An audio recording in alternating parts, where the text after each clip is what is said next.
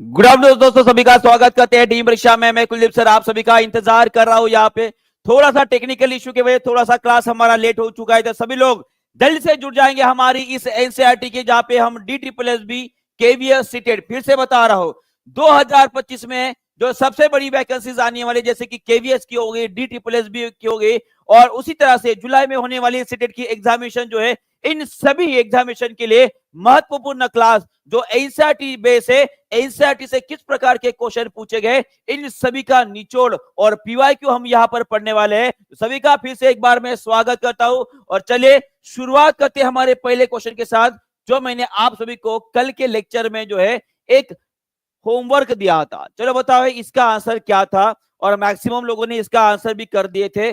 सभी को very very good evening जी। जी बिल्कुल, सभी का स्वागत करते हैं। यहाँ पर सभी लोग जल्दी से जुड़ जाएंगे अपनी इस क्लास में, जबरदस्त सेशन चल रहा है।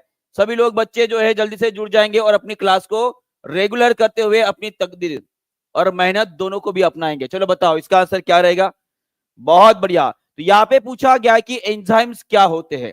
क्या पूछा गया है, एंजाइम्स क्या होते हैं, तो आपका आंसर क्या रहेगा, ये रहेगा आपका प्रोटीन। क्या रहेगा, प्रोटीन। हमारे शरीर में बनने वाले जितने भी एंजाइम्स होते हैं वो सभी के सभी प्रोटीन से। याद रखिएगा, एक स्टेटमेंट यहां पे लिख कर देता हूं, all enzymes are hormones, but all hormones are not enzyme। ये स्टेटमेंट में एक रहस्य छुपा हुआ है। रहस्य है ये कि जितने भी शरीर में बनने वाले एंजाइम्स होते हैं वो सभी के सभी प्रोटीन से बने होते हैं, और वो उन सभी को हम हार्मोन्स कह सकते हैं।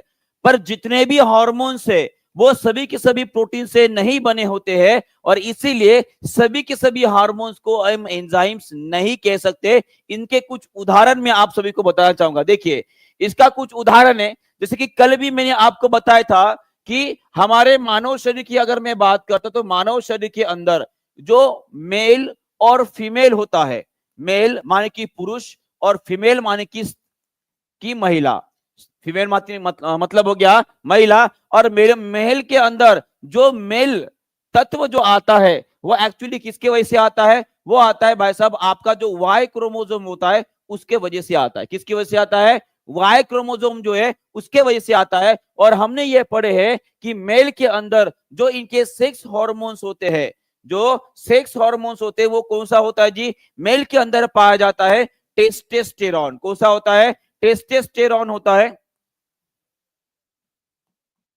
और वही अगर महिलाओं की बात करूंगा तो इनके अंदर पाए थे भाई साहब प्रोजेस्टेरॉन।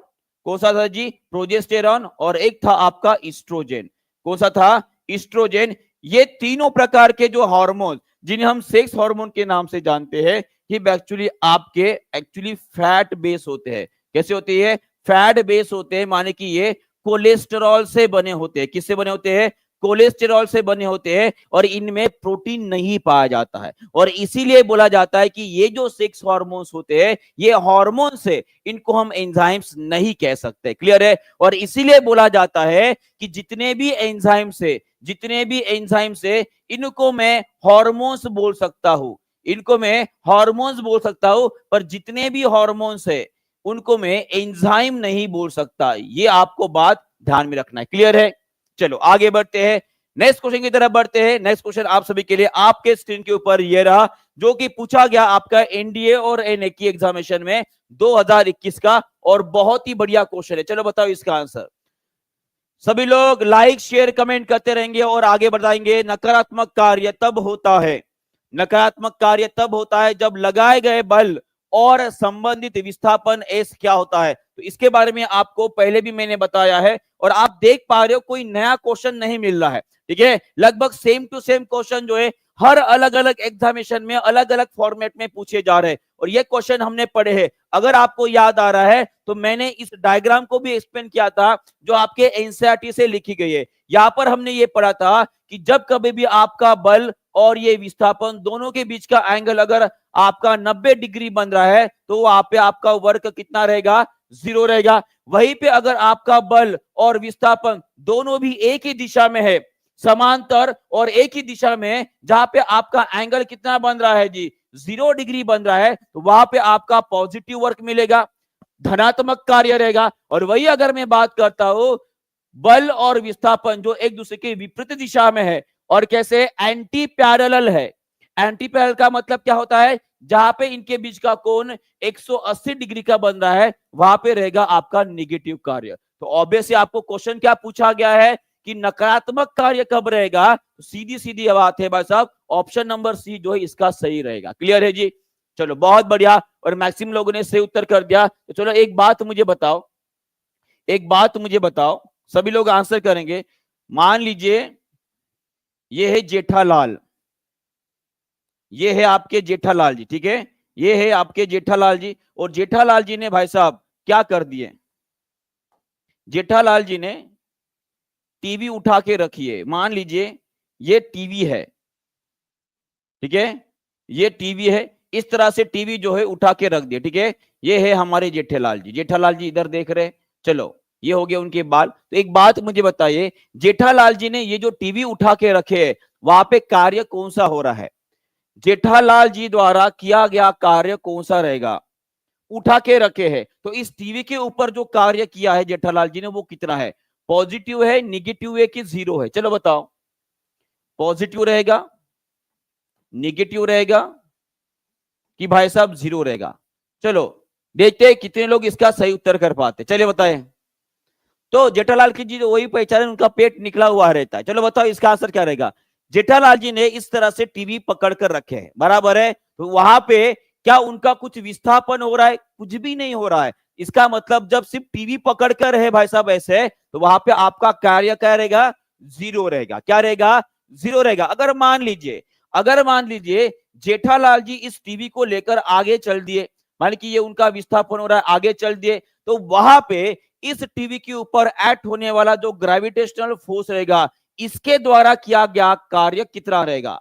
चलिए सभी लोग आंसर करेंगे। मैंने बोला है कि जेठालाल जी टीवी पकड़कर आगे जा रहे इस तरह से, ठीक है, मान लीजिए ये मेरा टीवी है, जेठालाल जी आपको दिखाई दे रहे, और इस तरह से टीवी पकड़कर भाई साहब आगे चल रहे हैं।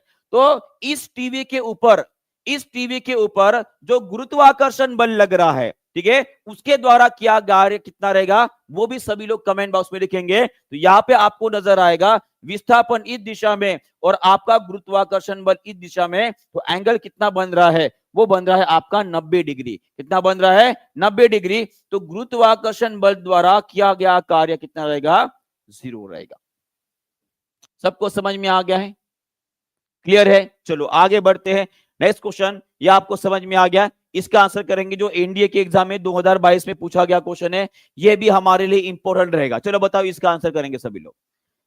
अ mass M is dragged by a pulley on a horizontal plane, ठीक है, मान लीजिए ये कोई आपके पास समतल सतह है, और इस समतल सतह के ऊपर जो है, इस समतल सतह के ऊपर मान लीजिए कोई इस तरह से मैंने कोई बॉक्स रख दिया, ये हमने बॉक्स रख दिया है, और इस बॉक्स को हम खींच रहे हैं, इस बॉक्स को हम खींच रहे हैं anti parallel to the its displacement, माने कि एंटी पैरेलल यहां पे बोल दिया।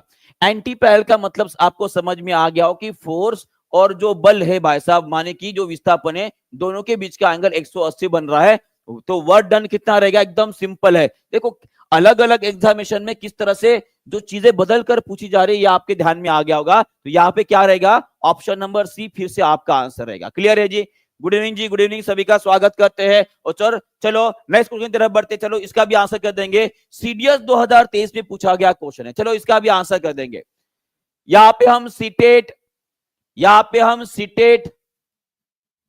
DSSB और उसी तरह से अभी आने वाला जो बिहार स्टेट रहेगा भाई साहब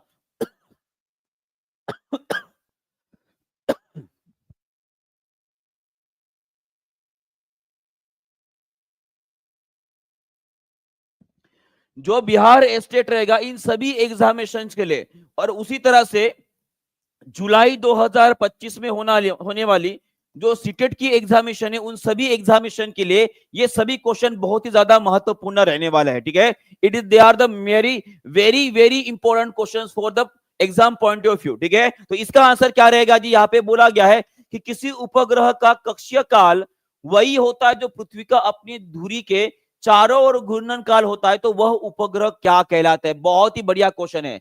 चलो जी, सभी लोग इसका आंसर करेंगे। इसका आंसर क्या रहेगा? बहुत बढ़िया। और इसका आंसर रहेगा, इसे बोला जाता है जियो स्टेशनरी सैटेलाइट। इसे क्या बोला जाता है? जियो स्टेशनरी सैटेलाइट। इसका मतलब मैं आपको समझाता हूं। देखिए, ये है आपका, ये है आपकी धरती, और इसके आजू बाजू घूमने वाला ये जो आपको सैटेलाइट नजर आ रहा है, ठीक है, ये आप अगर देख पा रहे हो, जैसे कि मान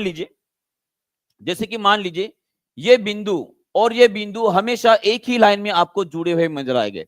मानिए कि अगर मैं इस बिंदु के ऊपर खड़ा हूं, मान लीजिए ये वाला वो सैटेलाइट है, ये वाला वो सैटेलाइट है, और मैं इसकी तरफ देख रहा हूं, तो मैं जैसे जैसे घूमूंगा ना, वो मेरे आंखों के हमेशा सामने ही रहेगा, इस तरह से। माने कि मुझे ऐसे लगेगा कि जैसे मानो ये हमेशा मेरे आंखों के सामने है और ये हमेशा मेरे ऊपर ही नजर आ रहा है। माने कि मेरे ओर से, मेरे पॉइंट ऑफ व्यू में अगर इसे देख रहा हूं, तो मुझे ये स्टेशनरी नजर आएगा। कैसे नजर आएगा? स्टेशनरी नजर आएगा, माने कि एक ही जगह पर नजर आएगा, और इसीलिए इसे क्या बोला जाता है? जियो स्टेशनरी सैटेलाइट बोला जाता है। और सभी लोग कमेंट बॉक्स में लिख देंगे कि ये जो जियो स्टेशनरी सैटेलाइट हमारे धरती के जो कक्षा में घूम रहा है, ये कक्षा धरती से कितने अंतर पर होती है? तो वो अंतर कितना रहेगा जी? वो अंतर है लगभग 35,000 किलोमीटर। कितना अंतर है वो? 35,000 किलोमीटर। इतने अंतर पर एज एन एवरेज अगर पकड़ा जाता है, वो घूमते रहेगा। और उसी तरह से ये जियो स्टेशनरी सैटेलाइट, इसके काम बहुत सारे हैं। जैसे कि मान लीजिए, और एक और यहां पे क्वेश्चन पूछता है कि ये जियो स्टेशनरी सैटेलाइट हमारे वातावरण की कौन सी परत में घूमता है? ये भी सभी लोग कमेंट बॉक्स में लिख देंगे। चलो जी, सभी लोग आंसर करेंगे। लगभग 35,000 किलोमीटर की अंतर पर यह घूम रहा है, और उसी तरह से वातावरण की कौन सी परत में घूम रहा है, यह भी बता देंगे। तो इसका आंसर क्या रहेगा? इसको बोलेंगे हम एक्सोस्फीयर। क्या बोलेंगे? एक्सोस्फीयर, जिसे बोलेंगे हम बाह्य मंडल। क्या बोलेंगे? बाह्य मंडल जो है भाई साहब, वहां पे वो घूमेगा। ये आपको ध्यान में रखना है। क्लियर है? क्लियर है? और उसी तरह से ये जियो स्टेशनरी सैटेलाइट, ये बहुत सारे काम में आता है।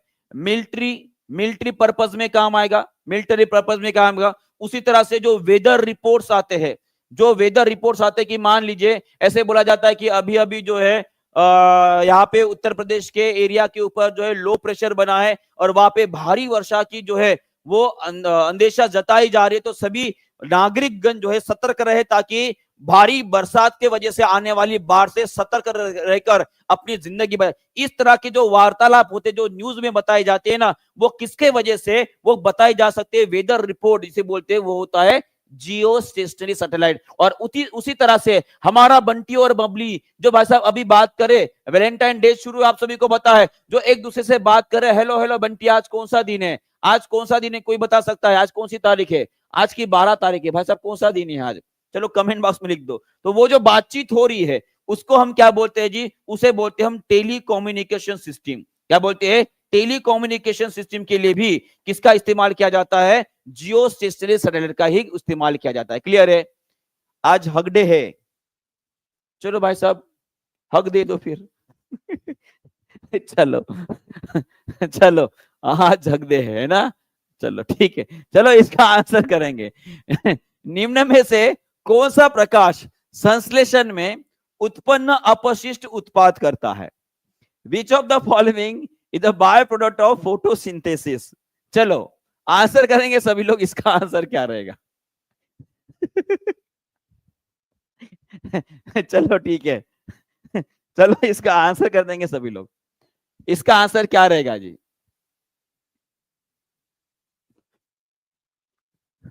विच ऑफ द फॉलोइंग, सॉरी चलो, which of the following is a byproduct of photosynthesis? चलो सभी लोग आंसर करेंगे। इसका आंसर क्या रहेगा?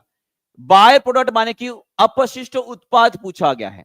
अपशिष्ट उत्पाद का मतलब क्या होता है जी? ये भी आपको ध्यान में रखना है। माने कि ऐसा उत्पाद जो हमारे काम में नहीं आने वाला है, ठीक है, जो हमारे काम में नहीं आने वाला है। जैसे कि मान लीजिए फोटोसिंथेसिस हो रहा है, तो फोटोसिंथेसिस की केमिकल रिएक्शन आप सभी के ध्यान में होगा।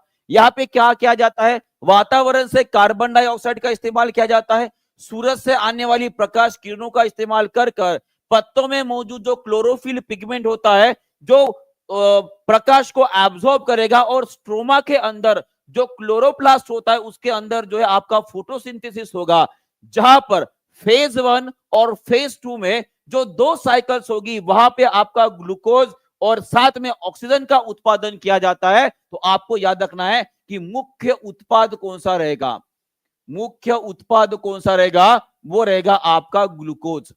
मुख्य उत्पाद क्या रहेगा, ग्लूकोज, और अपशिष्ट उत्पाद जो रहेगा वो रहेगा आपका ऑक्सीजन। अपशिष्ट उत्पाद, इसका मतलब क्या है जी, जो पौधों के लिए काम का नहीं है। हमारे लिए तो ऑक्सीजन बहुत काम का है, पर यहाँ पे पौधों के लिए कौन से काम का नहीं है, वो है आपका ऑक्सीजन। तो ऑब्वियसली यहाँ पे आंसर क्या रहेगा, इसका आंसर रहेगा आपका ऑक्सीजन। इसका आंसर क्या रहेगा, ऑक्सीजन। क्लियर है सभी को, सभी को क्लियर हो गया, समझ में आ गया है कि अपशिष्ट प्रोडक्ट कौन सा है, अपशिष्ट पदार्थ कौन सा है, और उसी तरह से जो काम का है ना, मेन प्रोडक्ट जिसे बोलेंगे वो कौन सा है, आपका ग्लूकोज। पर वही अगर पूछा जाता है what is the which of the following is a main product of photosynthesis, तो उसका आंसर आप क्या करते थे जी, इसका आंसर आप करते थे ग्लूकोज। इसका आंसर क्या करते थे, ग्लूकोज। क्लियर है, चलो नेक्स्ट क्वेश्चन की तरफ बढ़ते हैं। इसका भी आंसर कर देंगे, इसका आंसर क्या रहेगा, सभी लोग इसका आंसर कर देंगे जल्दी से। इसका आंसर क्या रहेगा, विच of the following process does not occur during the photosynthesis. बहुत बढ़िया क्वेश्चन है, चलो सभी लोग इसका आंसर करेंगे और बताएंगे इसका आंसर क्या रहेगा, जल्दी से बताओ। पूछा गया है कि प्रकाश संश्लेषण के दौरान निम्न में से कौन सी प्रक्रिया नहीं होती है। चले जी, एब्जॉर्प्शन ऑफ ऑक्सीजन होता है क्या, नहीं होता है। क्या होता है, फोटोसिंथेसिस के दौरान ऑक्सीजन का कुछ काम ही नहीं होता है। तो ऑप्शन नंबर ए ही आपका सही उत्तर रहेगा, ऑप्शन नंबर ए ही आपका सही उत्तर रहेगा, ठीक है। उसके बाद एब्जॉर्प्शन ऑफ लाइट एनर्जी होता है, रिडक्शन ऑफ कार्बन डाइऑक्साइड होता है, ये हमने पढ़े हैं। और इसी के केमिकल रिएक्शन को फिर से एक बार जो है आपके साथ में शेयर करना चाहूंगा। सभी लोग इसको थोड़ा सा पढ़ेंगे, ठीक है, थोड़ा सा पढ़ेंगे और इसे थोड़ा सा अच्छे से याद भी कर लेंगे, ठीक है। हमने ये पढ़े थे कि फोटोसिंथेसिस के दौरान, माने कि जब प्रकाश संश्लेषण होता है, जब प्रकाश संश्लेषण होता है, तो सभी लोग कमेंट बॉक्स में लिखेंगे पौधे कार्बन डाइऑक्साइड लेते हवा से, बराबर है, और उसी तरह से पानी का उपयोग लेंगे। और ये पानी कहां से लेंगे, वो ले रहे जमीन से, रूट्स के माध्यम से। और हवा में मौजूद जो कार्बन डाइऑक्साइड उसे ले लिए, और साथ में सूर्य से आने वाली जो लाइट की किरणें हैं, माने कि प्रकाश की किरणें हैं, वो इस्तेमाल कर कर इसे कन्वर्ट किया जाता है किसमें जी, C6H12O6 में, और यहां से ऑक्सीजन भी बाहर निकलता है, बराबर है। तो ये पूरी की पूरी हमारी केमिकल रिएक्शन है, इसे बैलेंस नहीं किया, यहाँ पे 6 और यहाँ पे 6 आ जाएगा, ठीक है। इस तरह से वो बैलेंस हो जाएगी। तो यहाँ पे कुछ बातें जो है आपको समझनी है, ठीक है जी। यहाँ पे भी 6 आ जाएगा, बिल्कुल 6 आ जाएगा, इसमें पानी भी निकलेगा। तो यहाँ पे एक बात आपको ध्यान में रखनी है कि ये जो पानी है, इसमें से हाइड्रोजन और ऑक्सीजन दोनों को तोड़ा जाता है, बराबर है। और ये ऑक्सीजन जो है यहां पे बाहर निकल रहा है, बराबर है। और ये हाइड्रोजन जो है आपके कार्बन डाइऑक्साइड के साथ कंबाइन हो जाएगा। और इसीलिए बोला जाता है कि कार्बन डाइऑक्साइड का क्या हुआ है, इसका हुआ है आपका रिडक्शन हुआ है। क्या हुआ है, रिडक्शन हुआ है। क्योंकि किसी केमिकल प्रोसेस में जब हम हाइड्रोजन को ऐड करते हैं, तो उस प्रोसेस को हम क्या बोलते हैं, उसे बोलते हैं हम रिडक्शन। और इससे क्या बना है, आपका ग्लूकोज का पार्टिकल बना है, बराबर है। और उसी तरह से अगर पूछा जाता है कि ये जो ऑक्सीजन मॉलिक्यूल हमें बाहर निकल रहा है फोटोसिंथेसिस के दौरान, ये ऑक्सीजन किसका उत्पाद है, तो याद रखिएगा जो हमारा H2O का पार्टिकल, इसका क्या हुआ है, ऑक्सीडेशन हुआ है। क्या हुआ है, ऑक्सीडेशन हुआ है। और उसी का उत्पाद हमें क्या मिला है, ये ऑक्सीजन मिला है। क्लियर है, चलो बहुत बढ़िया। तो ये इंपॉर्टेंट चीज आपको समझ में आ गई। नेक्स्ट क्वेश्चन, चलिए सभी लोग इसका आंसर करेंगे। ये क्वेश्चन जो है आपके एनसीईआरटी के एक्सरसाइज में दिया है, और साथ में ये क्वेश्चन हमारे केवीएस के एग्जामिनेशन में भी पूछा गया है। चलो बताओ इसका आंसर क्या रहेगा, जल्दी जल्दी। पूछा गया है कि when and how is oxygen release as a by product in plant. When and how पूछा गया, माने कब और कैसे, कब और कैसे ऑक्सीजन उत्सर्जित होता है फोटोसिंथेसिस के दौरान। चलिए बताइए इसका आंसर, सभी लोग इसका आंसर करेंगे। इसका आंसर क्या रहेगा जी? During the night, during the day, during the night, during the day. चलो बताओ। ऑक्सीजन ये बाय प्रोडक्ट होता है फोटोसिंथेसिस का, बराबर है। तो रेस्पिरेशन, रेस्पिरेशन तो कैंसिल कर दो, सीओडी तो होने से रहा। अब बचा यू कि ये ऑक्सीजन उसी टाइम पे रिलीज होगा जिस टाइम पे आपको फोटोसिंथेसिस होगा। क्या होगा? जिस टाइम पे आपका फोटोसिंथेसिस होता है। तो ऑब्वियसली फोटोसिंथेसिस जो समय है वो जनरली डे टाइम, जो लाइट रिएक्शन बोलते हैं, उसके दौरान जो है आपका ऑक्सीजन वहां से रिलीज होगा। बराबर है जी? क्लियर है सभी को? चलिए बहुत बहुत बढ़िया, समझ में आ रहा है सभी को? क्लियर हो रहा है ना? एकदम इजी क्वेश्चन था, एकदम इजी क्वेश्चन था। ठीक है, चलो बढ़िया है, आगे बढ़ते हैं। नेक्स्ट क्वेश्चन, चलो देखते हैं इस क्वेश्चन का कौन सॉल्व कर पाते हैं। क्वेश्चन को अच्छे से पढ़ेंगे, यहां पे क्या बोला गया उसके ऊपर ध्यान देंगे। द्रव का दाब गहराई h के साथ, ठीक है, द्रव का दाब, ये DSSB में पूछा गया क्वेश्चन है, और उसी के साथ साथ ये सीटेट में भी पूछा गया क्वेश्चन है। ठीक है, इसी टाइप का क्वेश्चन पूछा गया है सीटेट में भी। सभी लोग इस क्वेश्चन का आंसर करने की कोशिश करेंगे। देखो यहाँ पे क्या बोला गया है, किसी भी द्रव का दाब जो होता है गहराई h के साथ P = P0 प्लस रो GH होता है के रूप में बदलता है, जहां रो जो है वो द्रव का घनत्व है। यह अभिव्यक्ति जो है किससे जुड़ी है, माने कि ये एक्सप्रेशन जो है वो किससे जुड़ी है, ये हमें बताना है। चलो, तो ये किसका एक्सप्रेशन है सभी लोग मुझे बताएंगे। एकदम इजी है जी, बहुत बढ़िया। तो सभी ने आंसर दे दिया है। इसका आंसर क्या रहेगा जी? बहुत बढ़िया, ये आपका, कोई डी बोल रहा है, कोई बी बोल रहा है। न्यूटन का लॉ कैसे रहेगा और बर्नौलीज थ्योरम कैसे रहेगा जी? एकदम इजी है, पास्कल लॉ रहेगा। क्या रहेगा? Pascal law. और देखिए यहाँ पे पूछा भी गया है, ये केवीएस में भी पूछा गया क्वेश्चन है। ठीक है, चलो इसको भी थोड़ा सा ध्यान लेंगे, इसको थोड़ा समझने की कोशिश करते हैं। ठीक है, सभी लोग ध्यान देंगे यहाँ पे। चलो हाँ, देखिए, मान लीजिए ये कोई बर्तन है, मान लीजिए कोई बर्तन है और इस बर्तन के अंदर हमने पानी भर के रखा है, बराबर है। अब हमें इतना पता है कि अगर मैं मान लीजिए कोई पॉइंट ए है, मान लीजिए कोई पॉइंट बी है, और मान लीजिए बेस के ऊपर ये पॉइंट सी है। मैं अगर आपको पूछूं कि ए बी सी इन तीनों पॉइंट में जहां पे मैंने अगर छेद कर दिया, ठीक है, तो किस पॉइंट के ऊपर पानी के द्वारा लगा गया प्रेशर सर्वाधिक रहेगा? चलो सभी लोग इसका आंसर करेंगे। इसका आंसर क्या रहेगा? फर्स्ट, जी को देखकर न्यूटन पे चले गए, कोई नहीं चलेगा। चलो बताओ इसका आंसर क्या रहेगा। मैंने आपको पूछा है कि यहाँ पे ए बिंदु है, बी बिंदु है और सी बिंदु है, ये 3 पॉइंट के ऊपर मैंने इसको देख दिया। इसके अंदर आपको पानी भरा हुआ नजर आ रहा है। ठीक है, मैंने आपको पूछा कि कौन से बिंदु के ऊपर पानी द्वारा लगा गया प्रेशर सर्वाधिक रहेगा, तो वो रहेगा आपका पॉइंट पी। यहां पे प्रेशर जो है वो मैक्सिमम रहेगा। क्यों रहेगा जी? इसका एक फार्मूला है, उसका है pressure is equal to rho G H. Pressure is equal to rho G H.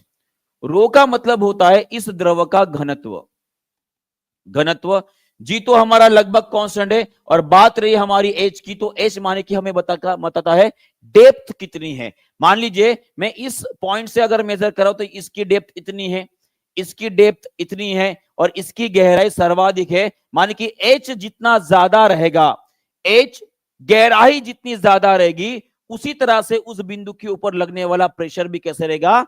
ज्यादा रहेगा। ये सबको समझ में आ गया है? ये सबको समझ में आ गया है जी? क्लियर है सभी को? क्लियर है सभी को? ओके, आगे बढ़े। चलो आगे बढ़ते, ठीक है, आगे बढ़ते। नेक्स्ट क्वेश्चन, पास्कल लॉ हो गया, और उसी तरह से यहां पे आर्किमिडिक प्रिंसिपल के बारे में भी थोड़ा सा जान लेते हैं। आर्किमिडिक ने यह बोला था कि किसी भी द्रव में अगर कोई भी आप पदार्थ डाल रहे हो तो ये थोड़ा सा डूब जाता है। वो उतना ही डूबता है जितना अमाउंट ऑफ वाटर बाहर निकलेगा, वो as equal to the weight of that particular object रहेगा। फिर से एक बार बताता हूं, देखो क्या लिखा गया है। When a body is fully or partially immersed in a fluid, it experiences an upward buoyant force that is equal to the weight of the liquid displaced by the body। इसका मतलब ये होता है, जैसे कि मान लीजिए यहां पे मैंने एक बॉल पानी के अंदर डाल दिया, तो ये क्या हुआ, आपने पढ़ा होगा कि इसका वॉल्यूम बढ़ जाता है। किसी भी द्रव में अगर कोई भी हम चीजें डाल देते हैं तो भाई साहब उसके वजह से उसके अंदर का वॉल्यूम बढ़ जाता है। तो ये जो वॉल्यूम आपको बड़ा हुआ नजर आ रहा है ना, इतना, ये जो वॉल्यूम बड़ा है, इसका जो वेट रहेगा, इसका जो वेट रहेगा वही उतना फोर्स जो है इस बॉल के ऊपर एक्ट होता है, ऐसा आर्किमिडीज का कहना है। वैसा किसका कहना है, आर्किमिडीज का कहना है। और उस फोर्स को हम क्या बोलते हैं जी, इसे ही बोलते हैं हम अप थ्रस्ट फोर्स। क्या बोलते हैं, अप थ्रस्ट फोर्स बोलते हैं। और इसका फार्मूला आपको नजर आ रहा है, रो जी इंटू वी। रो माने की डेंसिटी ऑफ द लिक्विड हो गया, जी माने की वही गुरुत्वीय त्वरण हो गया, और वी माने की होता है volume of the liquid which is displace, माने कि इतने पानी का जो वॉल्यूम रहेगा भाई साहब, ये वॉल्यूम बताता है कि इस बॉल के ऊपर कितना बल लग रहा है। क्लियर है। और इसीलिए आपने अक्सर देखा होगा कि जब कभी भी आप पानी में तैरने जाते हो तो वहां पे ऐसे लगता है कि आपका वजन कम हो गया। कितने लोगों ने यह महसूस किया, चलो बताओ। अगर आप किसी दिन कोई वाटर पार्क में या किसी तालाब में या किसी गड्ढे में भाई साहब तैरने चले गए होंगे, तो ऑब्वियस है वहां पर उतरने के बाद उस पानी में जब उतर जाते हो तो वहां पे ऐसे लगता है कि आपका वजन थोड़ा बहुत कम हो गया, आपको हल्का महसूस लगने लगता है।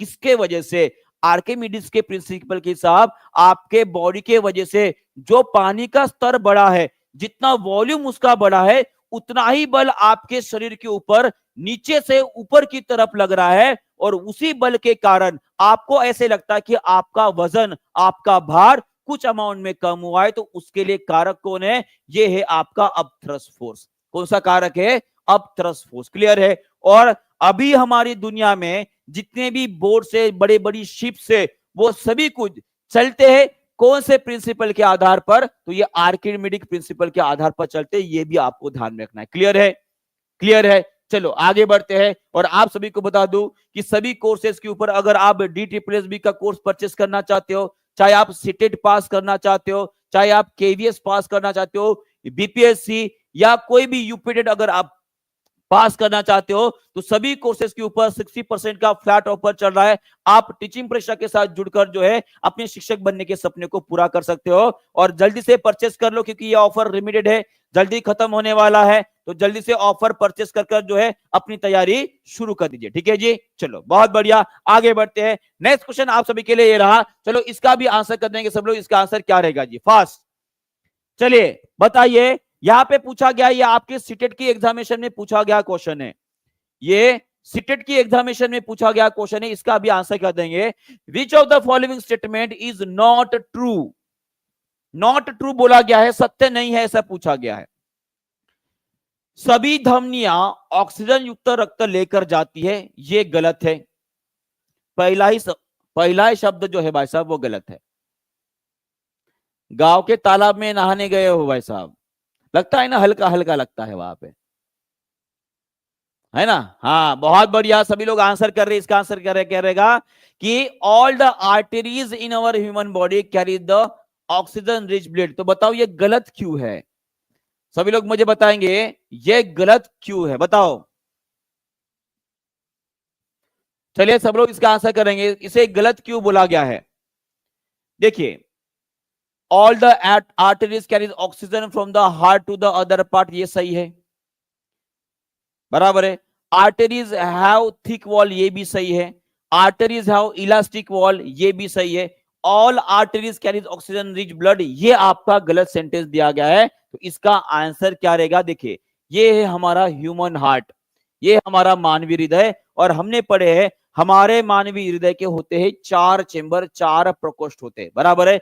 और 4 प्रकोष्ठों में से ये जो आपका राइट वेंट्रिकल आपको नजर आ रहा है, जिसे हम बोलेंगे दाया निलय, इसे क्या बोलेंगे, दाया निलय। इस दाया निलय से निकलने वाली एक आपकी धमनी है, उस धमनी का नाम है उसे बोला जाता है पल्मोनरी आर्टरी, या जिसे बोलते हैं हम फुफ्फुसीय धमनी। और इस चेंबर से, इस प्रकोष्ठ से निकलने वाला जो खून होता है, जो ब्लड होता है, वो होता है आपका इम्प्योर ब्लड। कैसे होता है? इम्प्योर, माने कि ऑक्सीजन रहित ब्लड होता है, और इसीलिए क्या बोलते हैं उसको? दूषित रक्त भी बोलते हैं। और इस रक्त को लेकर जाते हैं वो लंग्स की तरफ, फेफड़ों की तरफ, ताकि वो शुद्ध हो जाए। तो ये लेकर जाने वाली कौन सी आर्टरी है जी? वो है आपकी पल्मोनरी आर्टरी, जो एकमात्र ऐसी धमनी है जो डीऑक्सीजनेटेड ब्लड को कैरी करती है। बराबर है। और उसी तरह से एक नस भी है।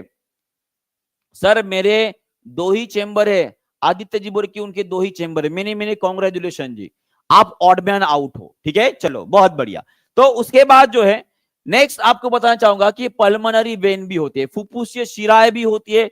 उसमें से एक शिर, ऐसी नस ये है कि भाई साहब वो जो ऑक्सीजन रिच को कैरी करती है। कहां से कैरी करेगी? आपके लंग से लेकर, फेफड़ों से लेकर सीधा लेकर आएगी यहां पर। और ये कौन सा चेंबर है जी? इसे बोला जाता है बाया अलिंद, माने कि इसे बोलेंगे हम लेफ्ट एट्रियम, बोलेंगे लेफ्ट एट्रियम बाया अलिंद, जो कि ऑक्सीजन रिच ब्लड लेने वाला पहला अलिंद, पहला प्रकोष्ठ है हमारे हमारे हार्ट का। बराबर है। तो उसमें आती है आपकी पल्मोनरी वेन। ये दोनों को आपको अच्छे से जो है जी, किशन जी उसको भी एक्सप्लेन करता हूं, ब्रेन का वैसे भी पार्ट आने वाला है। ठीक है। हाँ, प्रतीक्षा जी बोली कि सर मेरे 3 चेंबर है। जी बिल्कुल, आप एम्फीबियंस में गिने जाओगे।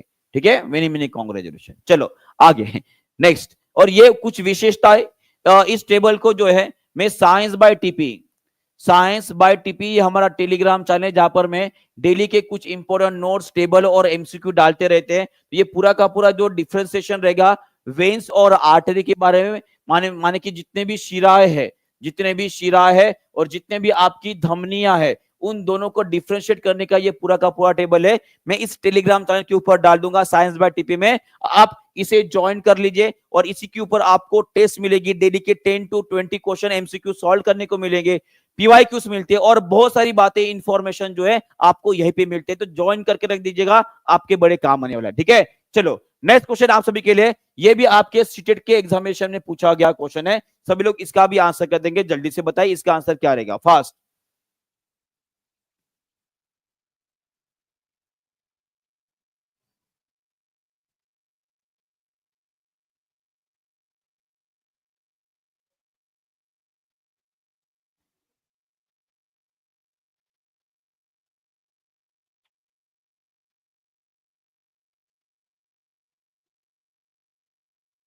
चलिए सब लोग इसका आंसर करेंगे।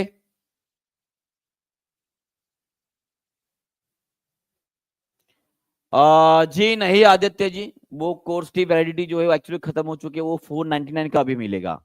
ठीक है, वो 99 का चल रहा था, पर वो सिर्फ 2 दिन के लिए हमने एक्सटेंड किए थे। जो पेड वाले बच्चे, अगर आप पेड बच्चे हो, पर पेड वाले विद्यार्थी अगर हो, तो आपको वो अभी 499 में मिलेगा। अगर आप अनपेड स्टूडेंट हो, माने कि अभी तक आपने अगर एनरोल नहीं किया है, ठीक है, तो वो जो है आपको मिलेगा 1415, 1100 रुपए में मिलेगा। ठीक है जी।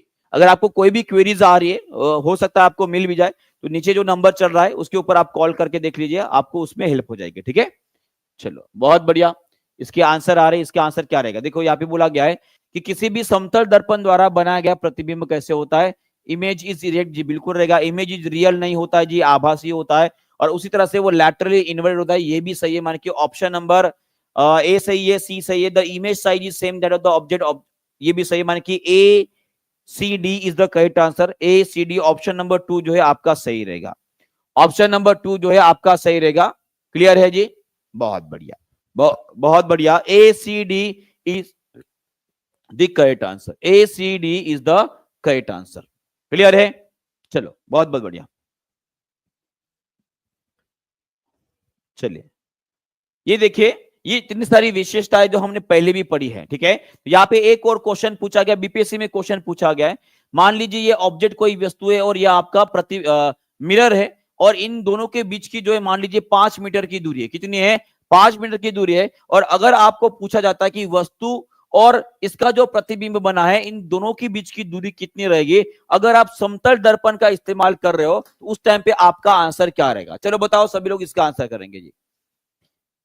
सभी लोग इसका आंसर करेंगे। यहां पे पूछा गया है कि मान लीजिए किसी भी वस्तु और जो समतल दर्पण, इन दोनों के बीच की दूरी जो है 5 मीटर है, और यहाँ पे जो प्रतिबिंब बन रहा है वहां पे अगर मैं वस्तु और प्रतिबिंब इन दोनों के बीच की दूरी अगर मैं पूछ रहा हूं तो उस टाइम पे वो दूरी कितनी रहेगी?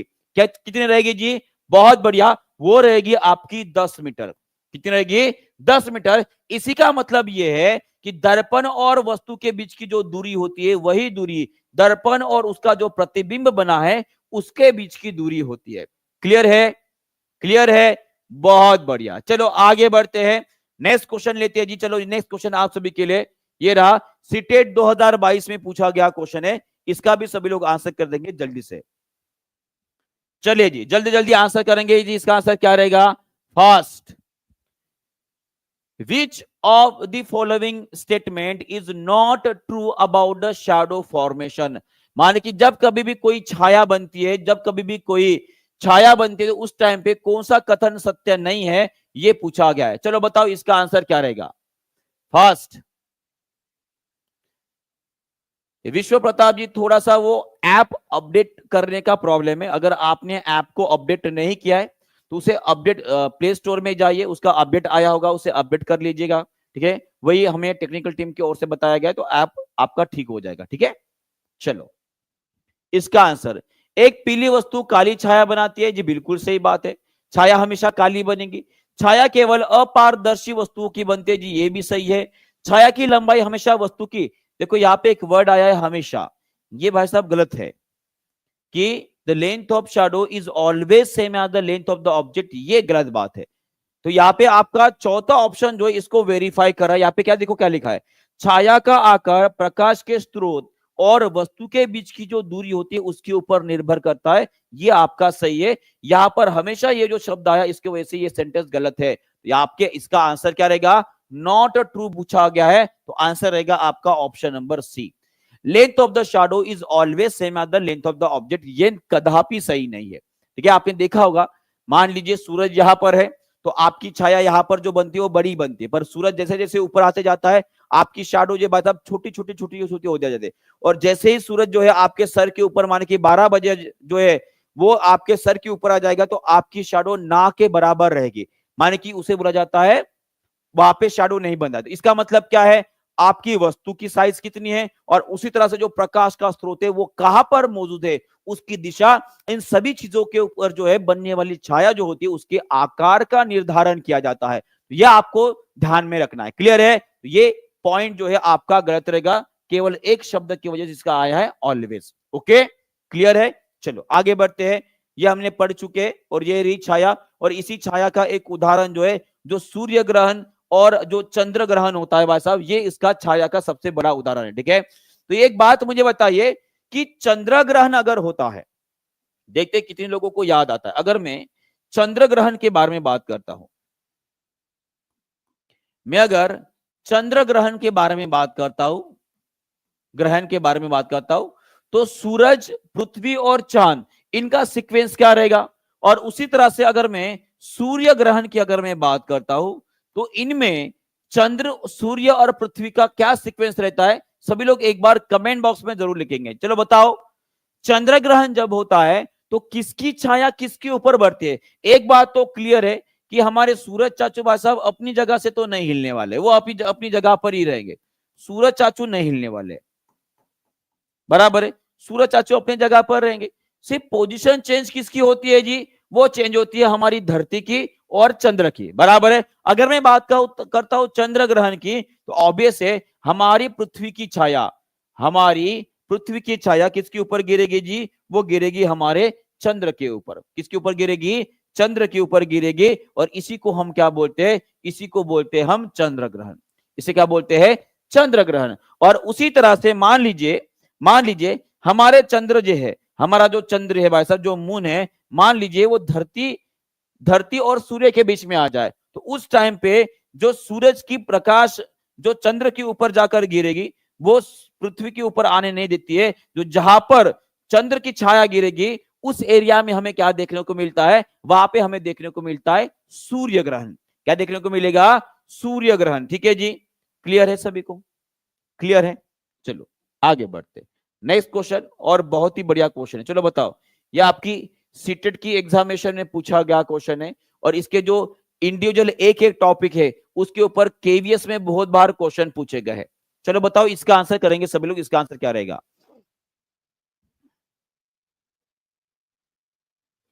चलिए सभी लोग इसका आंसर करेंगे। यहाँ पे पूछा गया है कि यहाँ पे हमें एसिड्स दिए हैं, माने कि अम्ल दिए हैं, और ये कहां पर पाए जाते हैं, इस प्रकार का क्वेश्चन है। सभी लोग इसे सॉल्व करने की कोशिश करेंगे।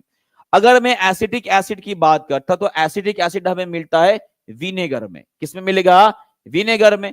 मैं अगर लैक्टिक एसिड की बात करता हूं तो लैक्टिक एसिड कहां पर मिलता है? वो मिलता है हमें कर्ड माने कि दही में मिलेगा।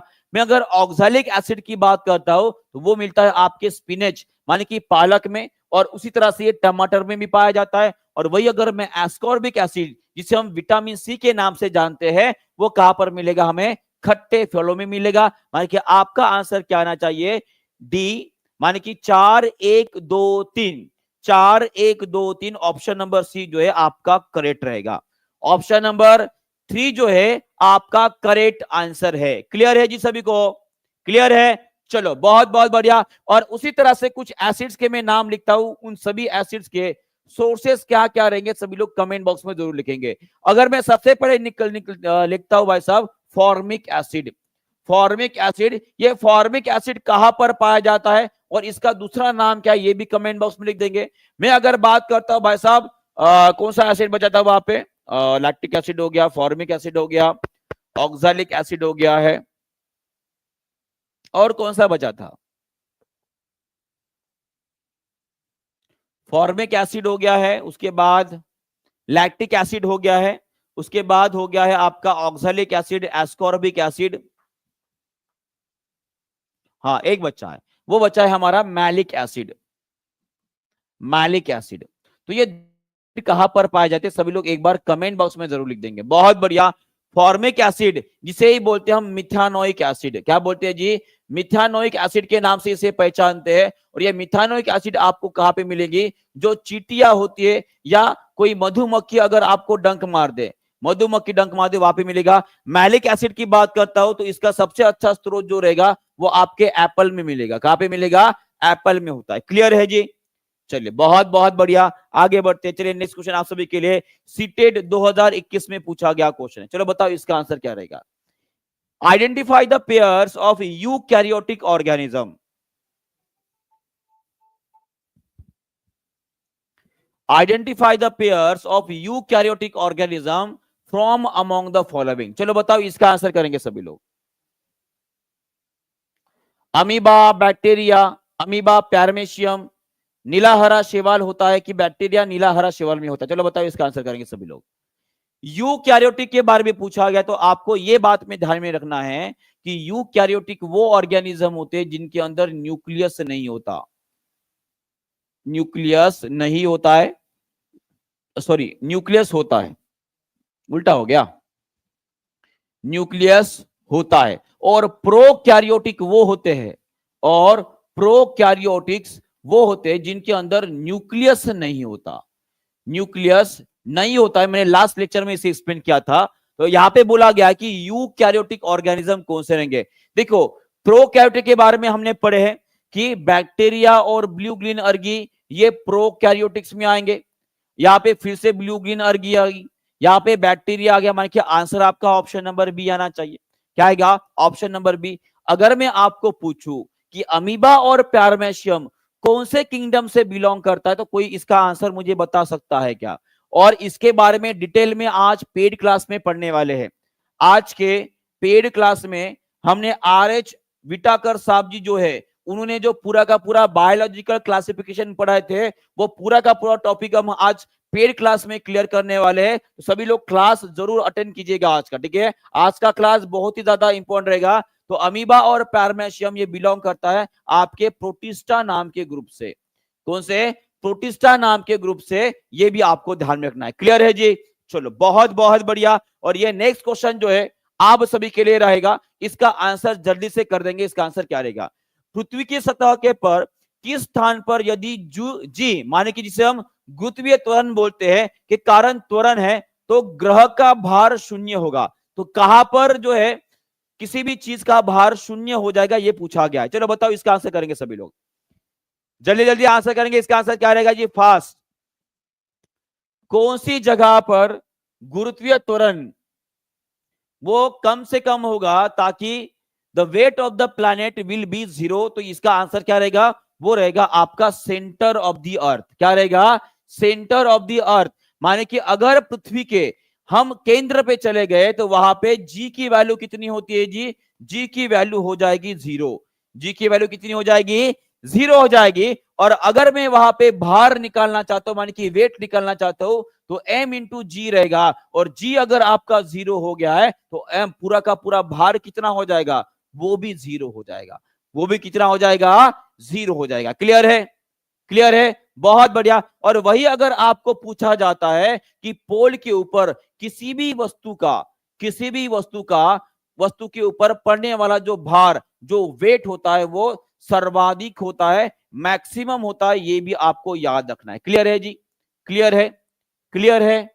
चलो बहुत बहुत बढ़िया। और उसी के साथ एक नेक्स्ट क्वेश्चन जो है आप सभी के लिए एज ए होमवर्क दे रहा हूं। इस क्वेश्चन को थोड़ा सा सीरियसली लीजिएगा। ये क्वेश्चन आप सभी के लिए मोस्ट इंपॉर्टेंट रहेगा। इसका पूरा एक्सप्रेशन हम कल पढ़ेंगे। तो इस क्वेश्चन का आंसर अगर आपको आता है तो कमेंट बॉक्स में जरूर लिख दीजिएगा। साथ में लाइक शेयर कमेंट करते रहने चाहिए। और उसी तरह से अगर आपको सेशन पसंद आ रहा है तो इसे शेयर करके अपने दोस्तों तक जरूर पहुंचाएगा जो 2025 में शिक्षक बनना चाहते हैं। ठीक है? तो इसी के साथ सेशन को यहीं पे खत्म करते हैं। कल फिर से मिलेंगे ठीक 5 बजे। ठीक है? तो goodbye, God bless you all and take care, all the best.